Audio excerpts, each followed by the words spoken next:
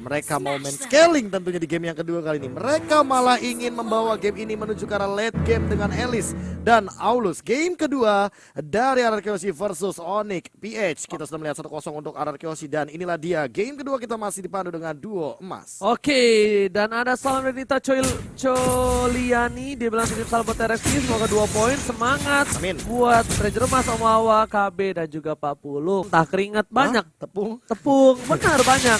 Kalau karambol di rumah saya main pakai tepung. Oke, tapi kali ini back to the game. Lar sudah kehilangan beberapa HP-nya dan bahkan Finn sudah dipaksa untuk mengeluarkan satu flick out di early game seperti ini. Oke, Albert yang memiliki keuntungan di early game seperti ini mencoba untuk melakukan farming terlebih dahulu. Tapi di arah top lane sana, lihat dari Dlar masih coba untuk mengganggu, masih one by one situation dengan seorang R7.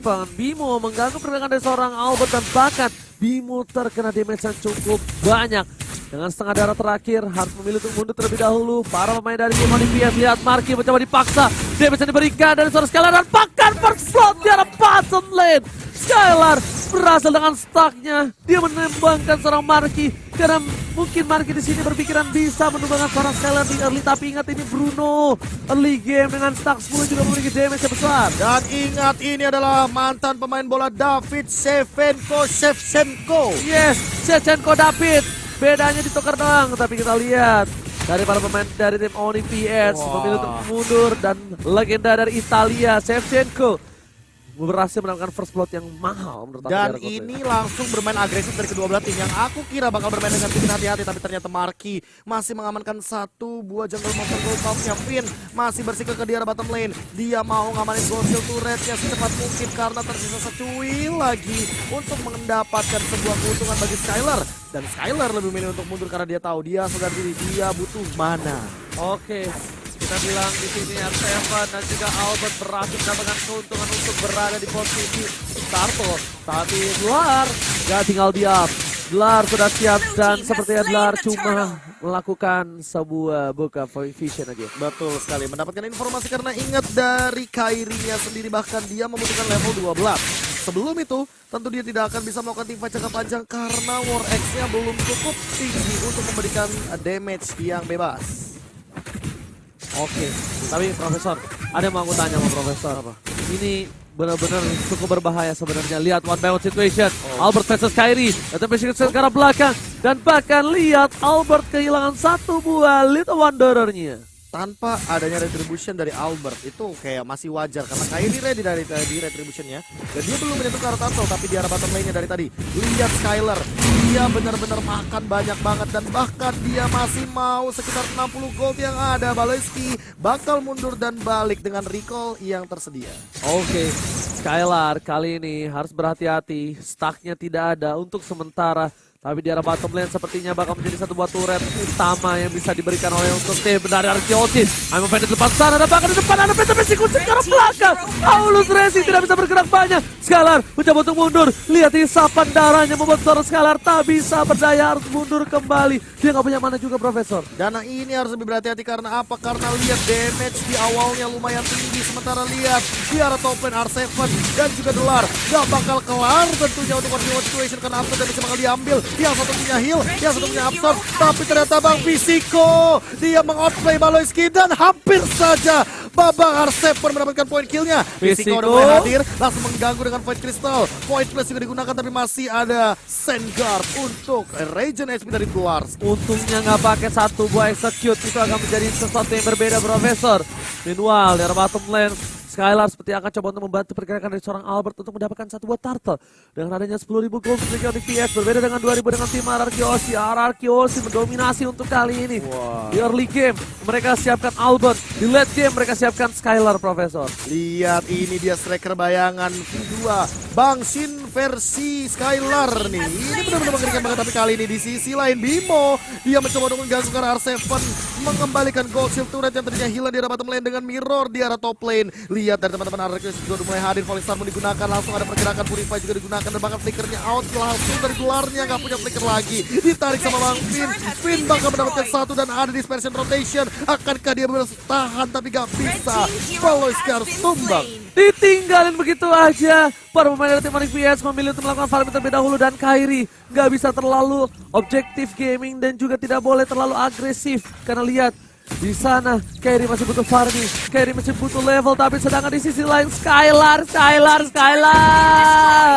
benar-benar bermain dengan luar biasa. Lihat Skylar mendapatkan satu buah objektif lagi di arah tengah, turret mid lane yang mahal sekali Profesor. Dan ini nggak tahu kenapa ya, entah kenapa Kairinya benar-benar di shutdown farmingnya. Dan perbedaannya udah lumayan kelihatan.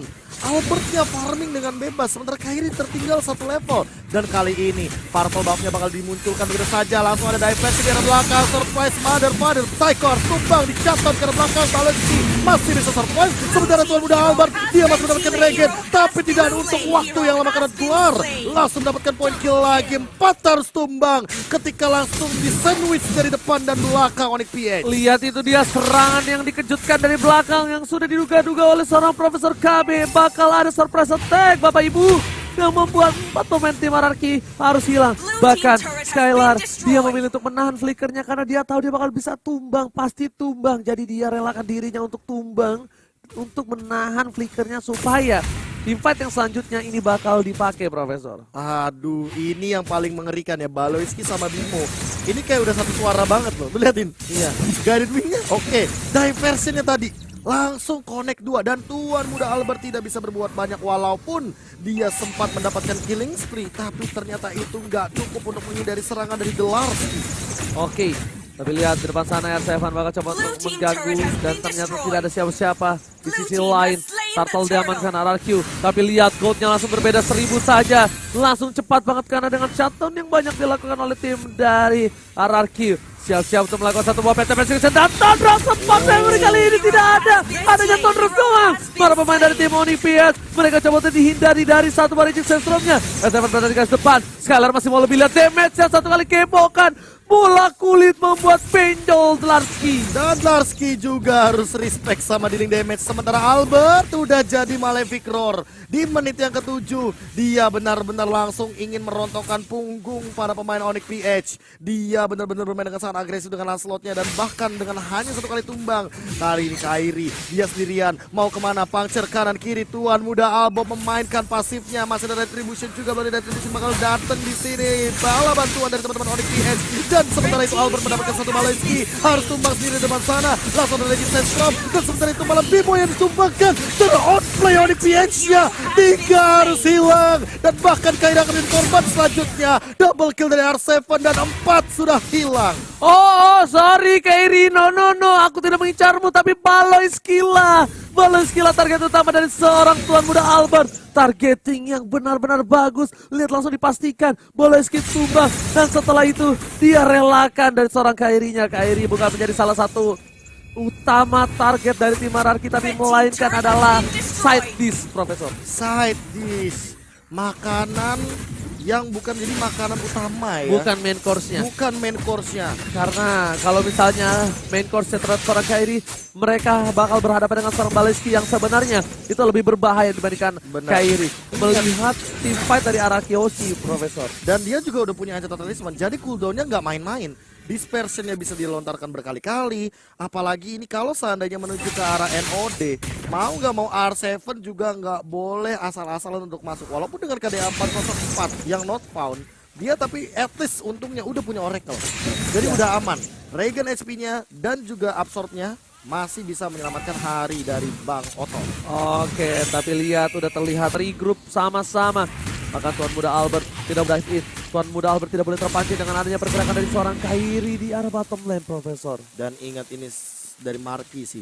Skylar harus berhati-hati karena Marky sudah mulai memasuki fase late game-nya. Walaupun udah punya Berserker Fury, walaupun udah punya Scarlet Phantom, tapi apakah itu akan cukup? Karena magical damage yang diberikan dari Marky itu kan damage-nya ada yang DPS, ada yang burst damage. Tapi di sisi lain Pin yang balik kejar, dia sendirian di depan sana. Apa yang bakal dia lakukan? Flick out ke arah belakang. Marky, oh hampir dia melakukan teleportasi dengan diversion ke arah Pisiko. Kalau misalkan dia dapetin 2 tadi, itu yang berbahaya adalah Skylar dan Pisiko. Yes, Skylar sih yang lebih berbahaya. Skylar harus benar-benar harus dijaga untuk kali ini. Karena salah satu damage deal yang bisa menumbangkan Larski dengan instan, menumbangkan seorang Kairi dengan instan ini ada di Skylar untuk saat ini, Profesor. Yes, dan Skylar harus berhati-hati karena jangan sampai malah dia yang diincar. Lihat, ingat dengan Bruno, healing damage-nya bakal tinggi banget dan udah ketahuan dengan diversion akan muncul ke depan. Lordnya bakal langsung dieksekusi, tapi Lordnya diamankan oleh Tuan. Udah Albert ditarik begitu saja, Dimo di arah belakang, Marquis tidak mendapatkan siapapun. Fisiko yang bakal diincar, tapi dia masih punya flicker dan masih langsung dapat execution. Marquis, what are you doing? Dia bakal tumbang, tertendang dari Skylar, sakit perutnya dan harus mundur dari Dlarsky. Pojok tapi Paloiski tertinggal seorang diri, dikejar habis-habisan, nggak boleh pulang, maunya digoyang. Tuan muda Albert masih mau lebih, Peta Beset sekarang belakang, lihat Paloiski, bye-bye, Paloiski no, masih mau dipaksa, World Manipulation di depan sana, tapi ternyata memberikan pergerakan dari seorang Paloiski, guiding wide dan juga Cycle Eagle hanya bisa memberikan sedikit distraction, tapi tidak bisa menemukan siapapun. Paloiski udah segala macam hal dilakukan, Profesor. Dan tapi tidak cukup untuk menghentikan pergerakan dari RRQ Hoshi. Lihat pola permainan agresifnya, tidak dirinya untuk berubah ke depan. Arsenal Polisa menuju ke belakang, tapi kali ini apakah Onyx PH masih mampu untuk membendung semua serangan dari RRQ Hoshi yang sesaat lagi Lordnya akan bergerak ke arah top lane. Oke, Lord sudah ada di arah top lane, sepertinya tidak mungkin di-dive-in karena ada seorang Paloiski. Paloiski di depan sana, tidak bisa diambil dan direlakan begitu saja, Profesor. Yes, reset dari Lordnya. Mid lane juga mungkin bakal ditabrak. Sementara itu teman-teman dari RRQ tidak mau gegabah. Mereka tidak mau melakukan kesalahan dan mereka akan memilih untuk mengamankan objektif daripada nggak dapat sama sekali. Mendingan dapetin satu yang bisa didapatkan. Langsung lagi dengan tim fight yang cukup mahal tadi, gap berbeda 7.600 dari cuma 1.000. Bener, dan lihat Skylar, R7, Albert, mereka tiga terkaya di game kali ini. Bahkan Skylar masih belum bisa tertangkap lagi. Seperti kita udah sempat lihat tadi, dia tertangkap memang satu kali, tapi untuk kedua kalinya seolah R7 dan Finn itu tidak membiarkan hal tersebut terjadi. Makanya dibadanin terus Skylar. Yes, memang itu yang dibutuhkan untuk kali ini. Lihat, Skylar benar-benar harus dijaga karena dia deal damage-nya benar-benar besar. Walaupun kali ini lihat R7 dan juga Albert di posisi top 2, tapi Skylar yang bisa mecah-mecahin seluruh belakang dari tim Onyx PH. Armor-armor yang kuat, fighter-fighter yang tidak bisa ditumbangkan, itu adalah tugas Skylar, Profesor. Bonyok dengan satu kali gebwokan saja. Gebwokan saja karena tentunya tendangannya adalah tendangan dari langit langsung menuju lane. Tendangan lang malangkas ini tentunya dari seorang Skylar. Lihat, dia berhasil mendapatkan 4 combo lagi dan tandanya Albert harus menunggu untuk beberapa saat untuk tim fight kali ini. Dan sepertinya itu dikasih karena apa? Karena tim RRQ Hoshi nggak mau mancing tim fight. Memilih untuk mendapatkan Lord terlebih dahulu sebelum dia memaksa tim fight di arah fight selanjutnya. Ya, apalagi kan kali ini oh enggak. Hilang Albertnya. Dia tadi mau geng Albert kayaknya. Iya. Tapi mungkin Albert juga udah menyadari bahwa dia nggak bisa kalau sendirian kayak gitu. Mau nggak mau dia bakal memilih untuk mundur dan ini bakal bermain hide and seek. Pantas nyaman ya, soalnya Albert peka ya. Albert peka, pantesan aja pantas ya. nyaman. Mengerti. Dan kayak notice gitu loh. Sadar harus apa. Hal-hal kecil yang sebenarnya harus dilakukan atau tidak dilakukan. Jadi perhatian Albert. Benar sekali. Oh gitu, jurusnya gitu, begitu Tuan Muda. Ngerti banget, ngerti ya. Pengertian-pengertian kecil, perhatian-perhatian kecil yang bisa diberikan terhadap map saja sudah seperti ini. Apalagi ya Ranger. Ya, tapi kali ini lihat ada seorang R7 yang aku bisa bilang ini masih agak terlalu jauh. Untuk R7 masih ada satu buah flicker ya, Profesor ya. Lihat mencoba dilakukan ganking oleh Sarmun dan bahkan flicker baru diomongin. Udah tidak ada flicker lagi. Dlarsky mencoba ditangkap, tapi lihat Regis Sestrom harus mundur. Dan ini tandanya ada beberapa informasi yang diberikan membuat mereka harusnya bisa mendapatkan Lord kali ini. Lord di 5 detik lagi. Mau nggak mau harus set up terlebih dahulu karena apa? Karena mereka punya Skylar. Tapi ingat, Skylar juga tidak boleh terkena dealing damage dari Lord terlalu banyak. Ya. Karena putaran dari Lord ini kan bisa mematikan seorang Skylar. Yang kalau nanti ternyata ada Marquis loncat dan jangan lupa juga Paloiski. Dia punya diversion. Ya, benar banget. Lihat, air panas air dinginnya bisa benar-benar cukup berbahaya, tapi R7 di depan sana. Informasi telah diberikan. Skylar bakal berhasil mendapatkan satu. Coba dipaksa Bimo di depan sana, tertangkap. Bimo Arsila. Tapi lihat R7 mengganti rotasi yang diberikan oleh pemain dari tim RPS. Tuan muda Albert masih mau lebih. Paloinski hilang. Satu kali sabetan monster kill dan tanpa ada Paloinski di saat Bapak Lord ini menjadi bencana.